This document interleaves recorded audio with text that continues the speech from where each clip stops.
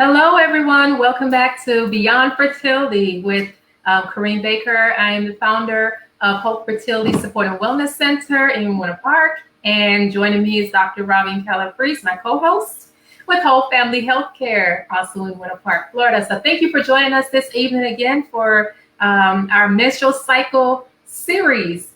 So we are currently on week 3, phase 3 of our series where we're talking about ovulation.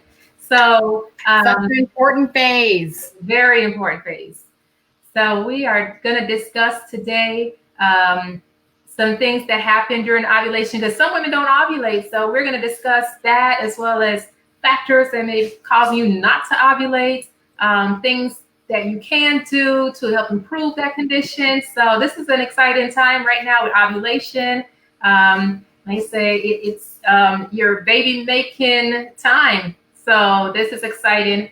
So also please help us to like and share this video with others, because you just never know who you can be helping, who you're going to be impacting. And we're friendly. Yeah. There's women around the world that are looking for answers. They don't know what to do next. They don't know what to turn. They've tried it all. Nothing is working, and they just need some hope, and we are here to help them. So please like and share this video with others, especially those who may be having problems with ovulating, polycystic ovarian syndrome, or trying to conceive and they're having a difficult time. So again, like, share, and help us to reach others around the world. So let's get into it. Let's talk about ovulation. All right. So like I said, this is phase 3 of the menstrual cycle. So it's a very important phase. And so let's go into like what's happening in your body, or what's happening to your body during this time of ovulation, what's really going on, and what may be some of the factors that, you're having problems with that is causing you not to ovulate. So we have a lot of science behind this, because this is the part where I know sometimes it seems easy, but understanding what's going on in your system could be why you have cysts, why you have weight gain, why there's hormonal acne during this time. I mean, there's a lot of different reasons on why things happen to your body. Ovulation is basically what the process we are calling it right now. And it usually happens once per every cycle. Now remember, some people have 28-day cycles, some people have 14-day cycles, some people have 35. When you go farther than that, then we have other issues that we're kind of working on.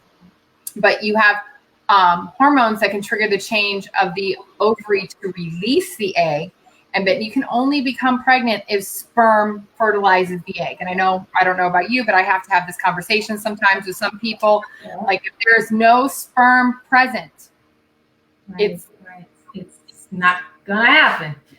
You need the two to meet. I know. Especially with ovulation, like, you need that egg to be mature. It needs to release, travel through the fallopian tubes, and have the sperm find that egg and fertilize it in order to become pregnant. So if you're not having that mature egg released, there's nothing to fertilize. Mm-hmm. So some women don't even know when they ovulate. Some women don't ovulate at all. And at that time, your body's really going through a lot of changes and is working really hard to release that egg and, mature it, release that egg. And so, a lot is happening during that time. And a lot of hormonal changes also. You talked about acne and different hormonal changes that trigger, and you may notice some changes during that time of ovulation. But it's definitely a time where, you have an increased amount of hormones that's happening. And you want that egg and that sperm to meet in order to conceive. And that's the only way that's going to happen, if there's an actual egg for the sperm to fertilize. And that is where ovulation comes in.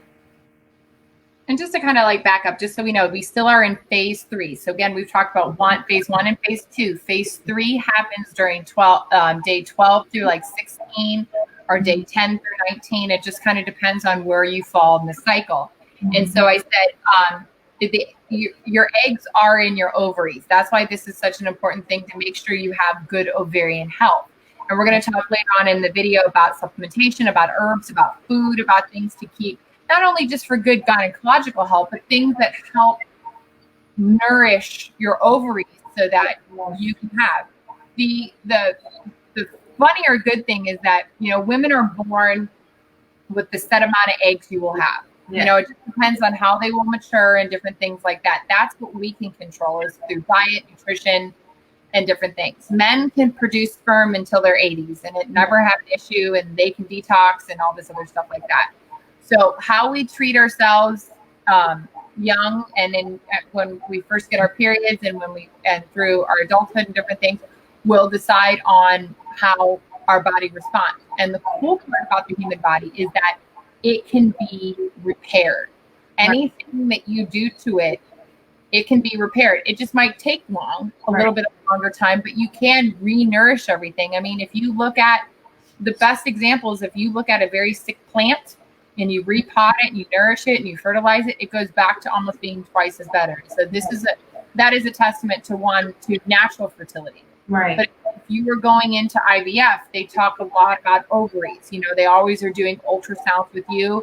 You know, it's usually in between week 1 or week 2 when they start doing blood work with you after you've started taking your injections. Mm-hmm. And they do the ultrasound with you because they want to see how many eggs are maturing and that sort of thing like that. So if you are in the IVF process, you're pretty familiar of, you know, what your ovaries are doing or what they aren't doing. Or if you have one ovary. You know, I've had patients who come in who had no idea and then got an ultrasound and they're like, I was only born with one ovary. Right. You know, these are also things that, you know, that we can't grow one for you, you know. It is so true because even with IVF, you know, they're not concerned with whether you're ovulating or not. At that point, it really doesn't matter because they're actually going to give you the drugs to help to grow multiple follicles at one time, and then they're going to go in and retrieve it. So they're going to trick your body into doing what it needs to do with the drugs, the fertility drugs. That's what they're designed to do. So you don't have to worry about if you're ovulating or not ovulating if you're going through the IVF process. But if you are trying to conceive naturally, that's an important part to make sure it is functioning properly. Mm-hmm. And that is why a lot of women will have difficulties getting pregnant is because they don't ovulate. You know, they have very irregular cycles and different things, and PCOS, you know, their hormones are out of whack. So their body is not functioning at optimal level. And so it's so important to understand the importance of ovulation and how it really is going to either allow you to get pregnant or not get pregnant. Mm-hmm. And I said, so as we continue to go deeper into the science of it, I know it's kind of boring, but it's also really awesome so that you understand. I know it's like, but it's like what happens in your body, because I said, the more you know yourself, the more things can change and you can do things for the better. You know, just as I'm just going to kind of see how some information, you know, as ovulation, your body produces your hormone estrogen and your uterus lining thickens. Yes. And it's also in a very pretty part, and it helps to create a very sperm friendly environment. Right. So you have higher estrogen levels. It can trigger on your other hormones, which is your LH hormone. Your LH surge releases the mature age. So that's why if you were doing any kind of blood work, even if it is just like yearly blood work, they want to check your T3, T4, reverse 3, FSH, LH, DHEA, estrogen, estradiol, you know, 4 or 5 other ones. But especially during ovulation time is your LH hormone is the one that really helps to send that green light, like good to go, you know, and the ovary then produces it. And if you guys, just so you guys like kind of have an idea, when the ovary releases the egg, it's a kind of a painful process. This is why sometimes you have these huge hormonal releases, or you might have tenderness. Right. Like it swells and then pushes it out. And then the cool fallopian tube catches it. It's almost like it's in midair. It's the coolest thing. And you're like, well, we'll talk about the fallopian tubes again at another time. Yeah, it's amazing what it does.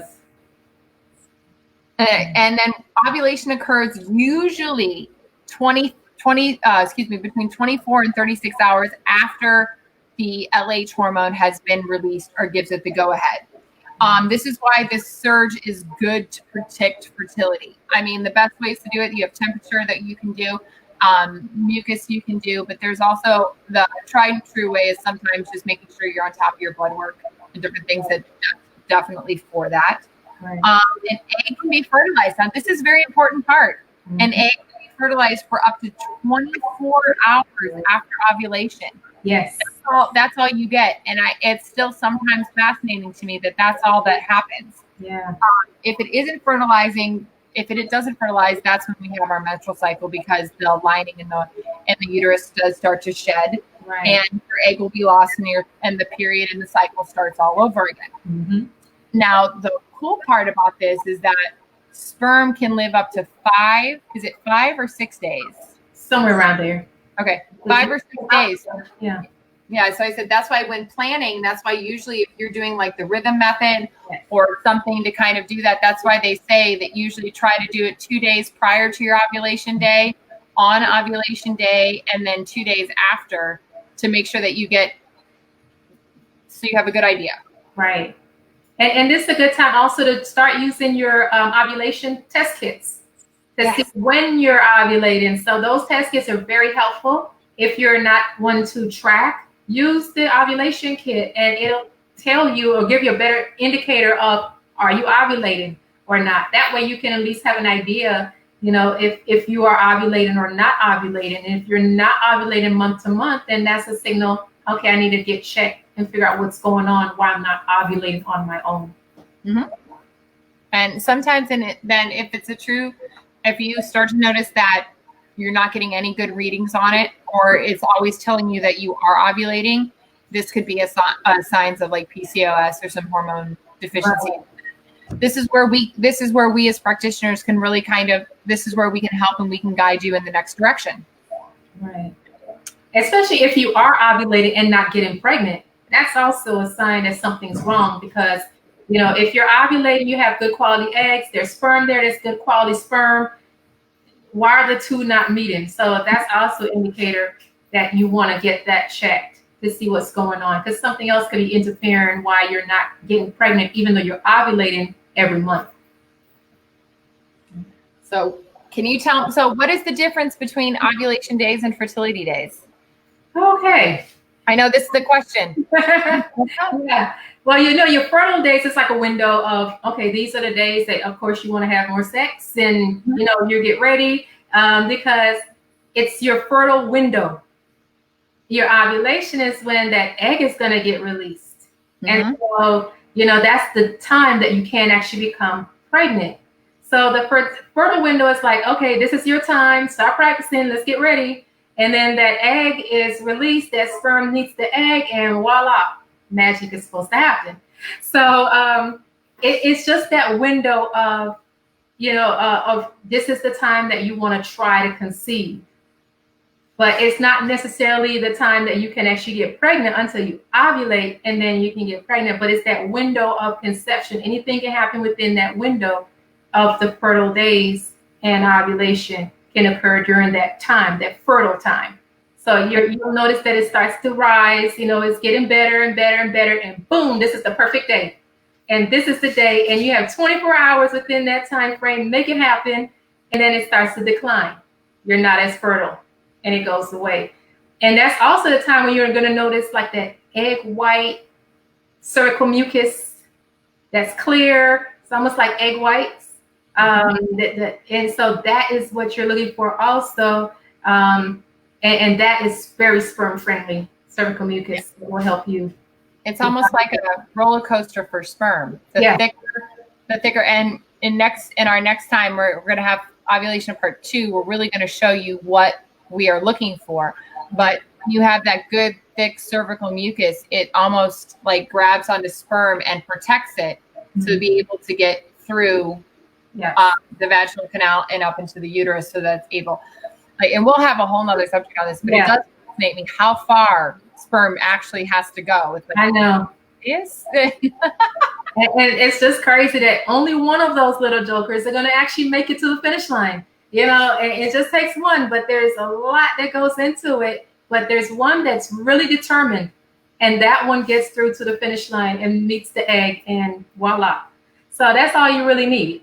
But yeah, we'll have a whole segment on cervical mucus because there's different phases of it and when it happens and what to look for, or if it doesn't happen, what you need to do to improve that, because all of that needs to work together in order for conception to occur. So, I like it. Well, what about, so can I ask you a question, Karine? Sure. What do you think about like ovulation and the rhythm method as a form of birth control? To try to prevent or try to get pregnant?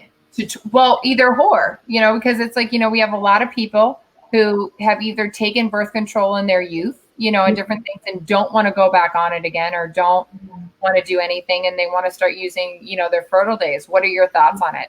Well, I think, the rhythm method is good. You just got to know when to do it. If you're trying to conceive, make sure that you're tracking, and so that you can do it during your fertile time. That's the optimal time. That's the window of conception. So, at that time, go for it. If you're doing it to not get pregnant, then, that's the time frame that you want to be careful with, because in your fertile window, of course, if you're ovulating, that's time that you can get pregnant. So you want to be careful, because you don't want to, if you're not sure how to do the rhythm method, you don't want to do it and then you end up getting pregnant. But for those who are trying to conceive, go for it. Yes. It's like, you don't need birth, just go for it, because the more, but it's kind of like a fun 6 to 8 day window, and if you are using the rhythm method to get pregnant naturally, just remember it's the 2s rule, 2 days before, 2 days before on ovulation, and 2 days after is a really good time, because it also makes sure that your partner has enough healthy sperm, because even though you ejaculate, you want to make sure that they need to replenish, and hydrate and all that other good stuff like that, to make sure you have the strongest swimmers possible. Yeah, and give it some time in between. You don't want to like go, because they say he has to replenish. So give him a day or so and let him replenish. That way, you'll have more Gatorade. Yeah. You'll have more swimmers to try to make it to the finish line. Well, and just as a kind of an example, I've had patients in the past that, they're like, everything's ovulating properly, everything's working. But part of their issue was that they were just having sex multiple times during the day. So their partner there was no sperm left. If they would wait a few days and different things like that, the body would regenerate and you'd have sperm again. But that was the issue. It's like they were just with multiple times a day or multiple times during that fertile time. By the time it actually came to ovulation, there was sperm in there. Yeah. So, kind of gauge yourself, like know when your fertile window is, try to look at if you're charting, look at when you possibly will ovulate, and then really focus in on that time frame, because that's when you need all of your swimmers. So the sperm really needs to be at its best during that time. So don't deplete it before you get there. And then when you get there, you have none, which is why some people don't get pregnant, because you go every day, multiple times a day, and it becomes like a job. And then at that point, it's not fun. And there's no sperm on the date that you need it. Mm-hmm. So, really, you have to really focus on when the ovulation will occur, so that within that 24, 48 hour window, you're at the prime peak moment to have sperm available to get you pregnant. So why don't women or some women ovulate? That's kind of like always the question, because it's kind of like, why? Because if our bodies are supposed to do it, why don't I? Right. And that is a good question. Before we even touch into that, there's certain symptoms and stuff that women will feel, like you mentioned before, as far as like the pains in one side of the ovaries. They may have like cramping or some discomfort around that time. The cervical mucus, etc. The cervix softens. And then also you may have an increased sex drive during that time, light spotting, or, vulvar vagina may appear more swollen. And some women don't have any of the symptoms at all, which means you don't have to have symptoms at all when you ovulate. Some women don't even have symptoms when they ovulate and they're ovulating. Mm-hmm. But some women don't ovulate every month for a number of reasons. You know, it can be, especially for those who are over 35, you know, or older women, you know, you may be in a different part of life at that point where, you know, things change the older you get. That's just how it is. So you want to really focus on what your health looks like, your reproductive health. Are you dealing with hormonal imbalances, polycystic ovarian syndrome? Um, are you having other stressors that are causing you to not ovulate? But there's a myriad of different things: thyroid issues, insulin issues that Do you can bring. have enough nutrients in your system? Are you malnourished for whatever reason? Because Correct. remember, even though that you eat, doesn't always mean your body's absorbing what it needs. And so then you can then your body goes into a starvation mode. Right. And if that is happening, that's stress upon your body. And your body's like, well, if I can't even feed myself, how can I produce and be able to provide for another being inside you? So those could be other reasons on why you aren't conceiving. Right. And the thing is also, like, the eggs, the follicles, before they can even become eggs, they have to be nourished. That egg has to be nourished. It has to be in fertile ground. If it's not in fertile ground, you know, then the body's off track there. It's not syncing right. Your hormones are out of whack. The pituitary gland is not connecting and letting you know, hey, it's time to release an egg. Everything kind of gets messed up. The body is. Oh, she slowed down a little bit. Yeah. Hello. And okay. You know, you don't know. Your body doesn't know what to do.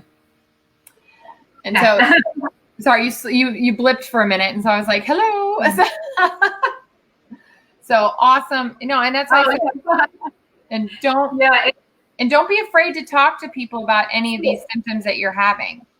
You know, because they said sometimes it's like you don't know until you ask. You know what I mean? Sometimes it's your mom you ask, sometimes it's your aunt, sometimes it's a girlfriend, sometimes it's a girlfriend's mom, you know, just someone you feel close with. Because it's not like, you know, yeah, you can get the period book when you turn 14 or whenever you have your cycle, but it really doesn't give you a lot of information until you're like a couple years in and you start to notice changes within your body. Because when you first start your cycle, you're probably ovulating on a pretty regular basis because you have surges of all these different hormones that are going on and they're all at their peak.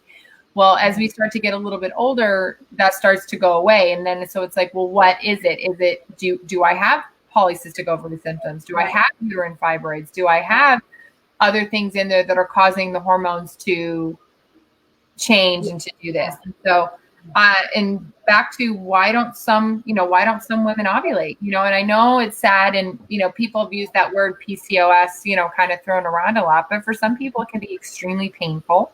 Yeah. It can be uncomfortable, but the most wonderful part about natural holistic medicine that we have, this is considered phlegm or nodules. And so there is a lot of herbs that could dissolve these phlegm nodules to be able to have them dissolve and quote unquote melt away so that it's less painful periods so that you can actually start to have normal cycles again. Now, again, it works. Now there's also a part that you have to play. There's also diet.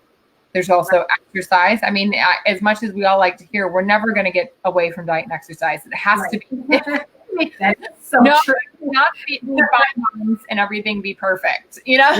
That's true. Yeah, you definitely.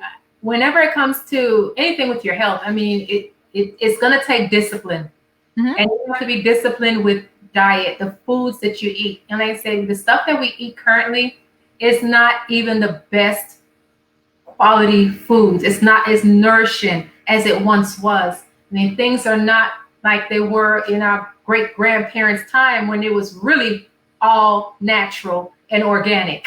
I know the soil is very different. And it was rich soil. Literally anything put in the ground would grow and it would be healthy and strong. Even the animals. I mean, milk back then was totally different than what it is now, but we are dealing with so many toxins and chemicals, even in the foods that we eat, that it alters your body and your reproductive health is impacted negatively because of that. So we're not eating nutritious foods.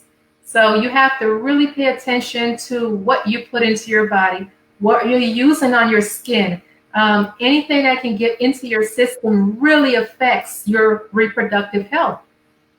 And I know a lot of the things is, organic is so much more expensive. It's very weird that organic, what's healthier for you, is more expensive to purchase than the stuff that is going to impact you negatively. It's crazy.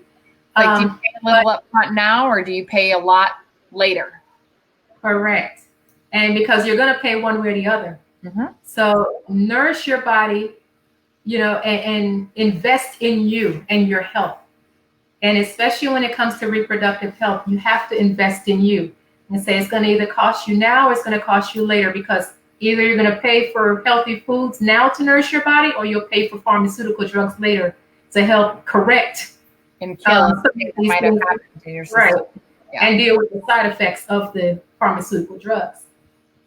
So what foods would you recommend? All right. Well, during this phase, because it's the egg release, it needs a lot of energy. So you have to really give your body a lot of vitamin B. Vitamin B is so important to energy. It gives you energy. That's what helps you to feel energized. You can go. And your body needs that because of the egg release. And also in this phase, implantation. Yes. Okay? Very, very, very important. Even with IVF, you can go through the whole process and they can fertilize the sperm and egg. Wonderful. But will it implant?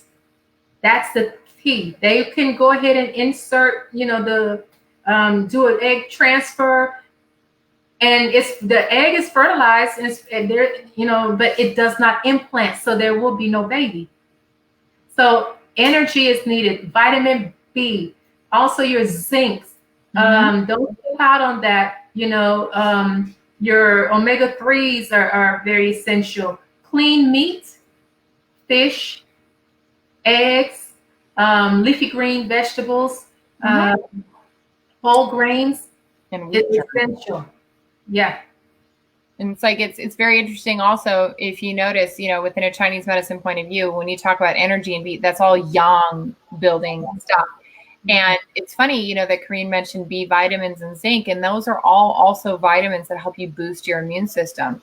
So I know that everybody's concerned about virus-related stuff, even as we start to go into cold and flu season, just normally.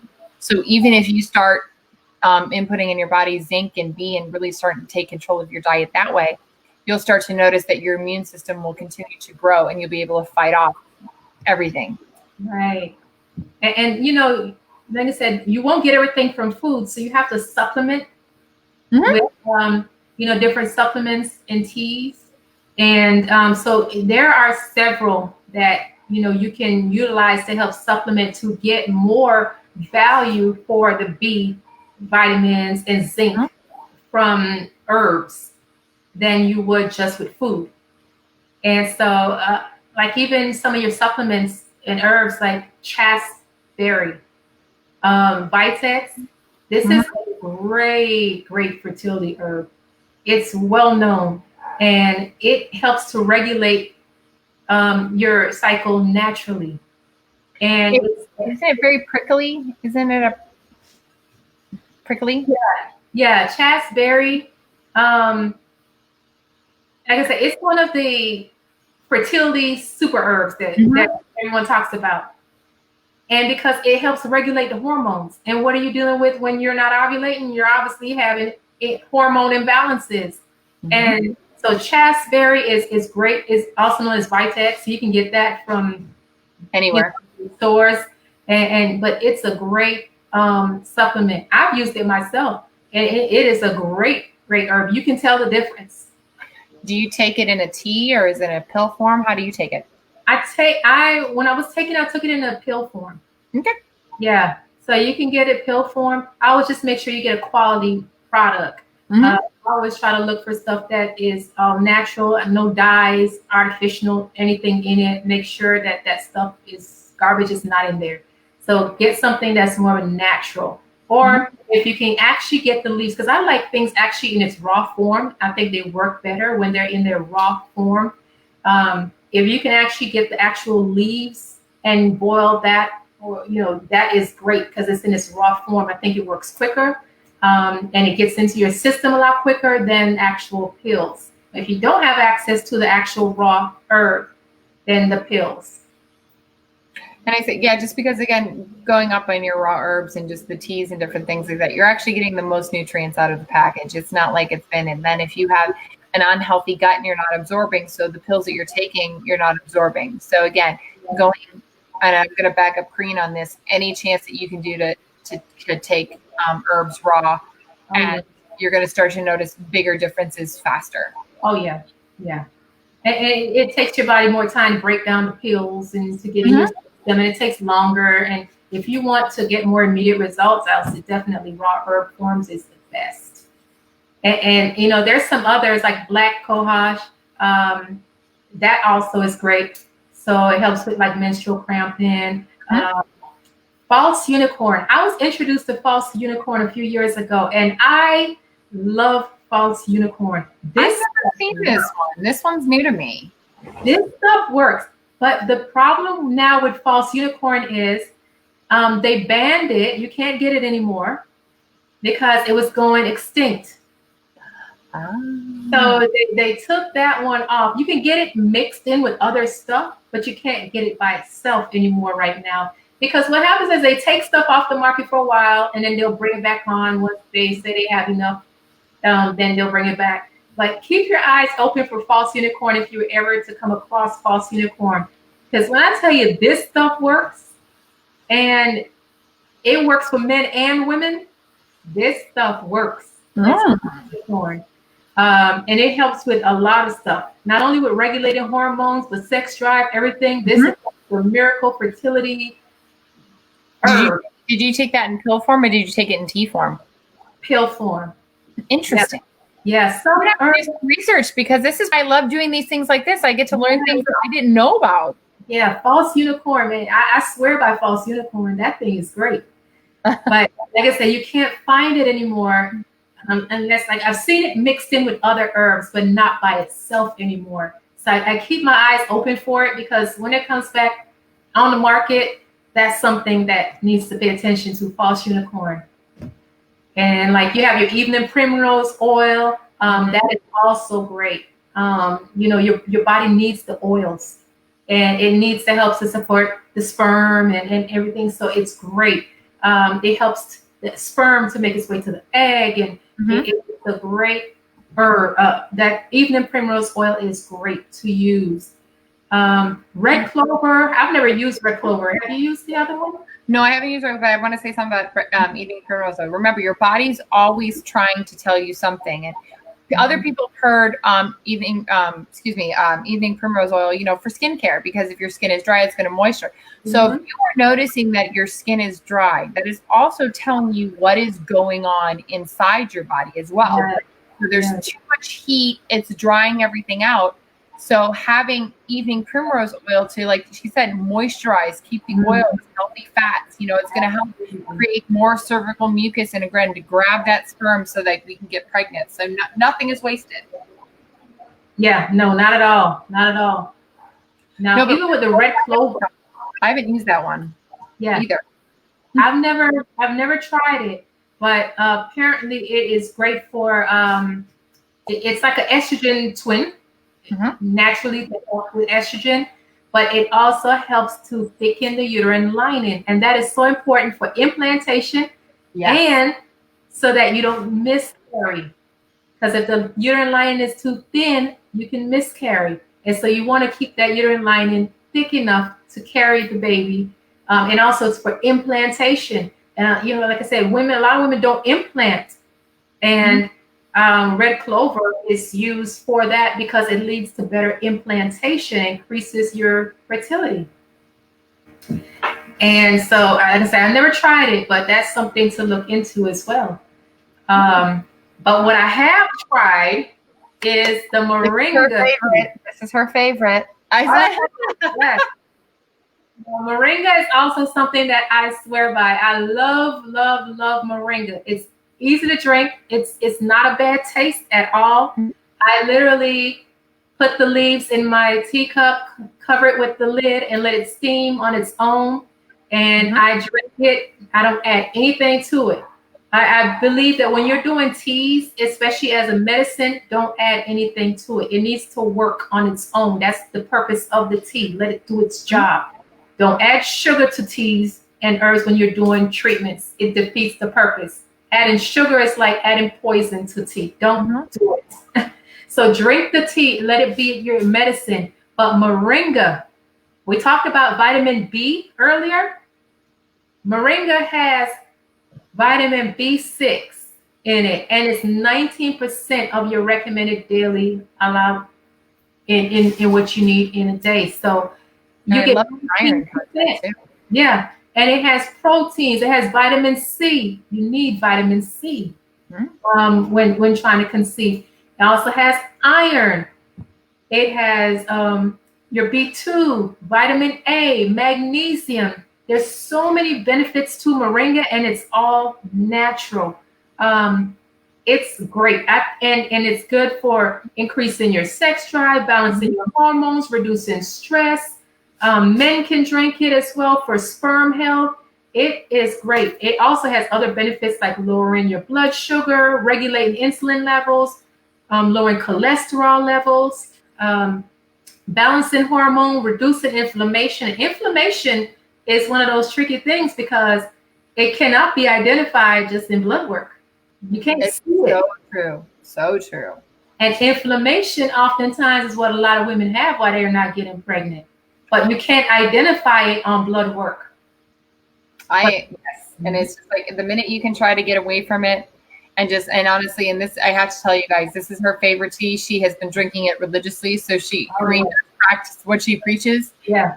So it's like, and it's, did you get another bag? Oh yeah. I get it. I buy a bag like every week and I drink it. My husband drink it just for general health purposes. Yeah. It's like, it's so balanced. And what I've noticed also is my sugar cravings have been a lot less since drinking the moringa. And sugar causes inflammation. So I said, you have your, So I stand by it. And so that is something that we're going to be offering. We're going to start offering, selling the herbs, the various herbs in its raw form so that you can purchase the herbs in its raw form without pills. It can get into your system quicker and work. And, as with anything, consult with your doctor, talk with your doctor and see if it's good for you. But we're going to start selling it. We'll let you know it's coming soon. We're working on getting it. We have someone that actually grows it. She has a big plantation area there. She grows all these various herbs and she picks them and harvests them for us. And so we're going to have those soon in its raw form. No pills, no chemicals. It wasn't processed in a plant. Literally she's glowing as she's telling you this. She's so excited. I'm looking forward to it because I think a lot of women can benefit from it. They're so used to pills that take, weeks and months to work, whereas raw herbs, they get right into your system and start working. So I'm looking forward to it. So coming soon. Yeah, definitely keep checking up on it. And if you have questions about certain teas, and it's like just making sure, again, you know what's in them. Yeah. And, and as you're doing teas, just, and going back to that side, it's just customizing Chinese herbs, anything like this that we can do that can combine your health. Because again, taking the teas and taking your herbs are what's going to help separate you to give you that fertility health you're looking for. Right. So definitely excited about that. Like I said, stay tuned. We'll let you know when that will be for sale, and there'll be different ones because we have different herbs for like blocked fallopian tubes, cramping, fertility, and so we'll let you know, and you can get those from us. So anything else you wanted to add before we? No, I actually, the phase 3 is very interesting, you know what I mean? And it's such a huge part of who we are because I said, you have your menstrual cycle of bleeding, and then you have kind of like this free time where you feel great and you have the estradiol and all this other good stuff that's happening in your system. And then you kind of go into this emotional roller coaster and hormonal roller coaster during this time, but it's so important because you're truly understanding what's going on in your body. And, knowledge is power. The more you know, the more you can cope with it, Is it like, as Kareen said, backing up on acne, inflammation? Is it showing up as rashes on your skin? Is it showing up as joint pain? All of this could be true tests of what is going on deep inside your system. Right, right. And you really have to get your body balanced, get it into alignment. Whether it's using Chinese herbs, but you definitely have to change your diet. Watch what you eat. Watch what you put onto your body as well as into your body that can cause you further problems.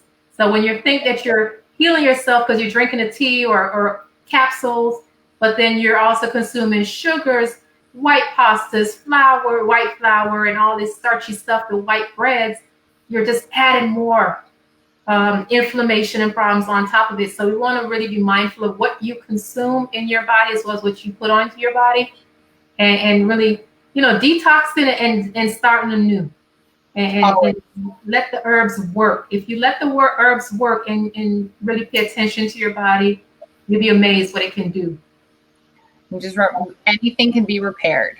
Yes. But I'm super excited. We talked about this, and next week we're going to have like a little thing to make sure that you guys really understand about the egg white that we're talking about. Yeah, definitely. Remember, email us at beyondfertility.com. Share, click with your friends. If you guys have questions, you guys can find us on social media, on Instagram, YouTube, and Facebook as well. And because we know sometimes this journey can be hard, we can help guide you on. Remember, even if you aren't in the state of Florida, we can help you guide you on to different practitioners. Absolutely. So don't feel like you have to be in Florida for us to help you with your fertility journey. Reach out to us. We can help around the world. So like I said, you can reach us in many ways. Please do. And if you want to be a guest on the show, we would love to have you. If you're having a fertility challenge or a success by using acupuncture or herbs, we want to hear from you. We want you to be able to share your story so that others can know that this stuff works. It's not like make believe here. It really works. So we would love to have you share your story with other women to encourage them along their journey. So please reach out to us, let us know, and we would love to have you. Thank you guys, and happy Friday. Friday. We'll talk to you next week. Bye-bye. Bye.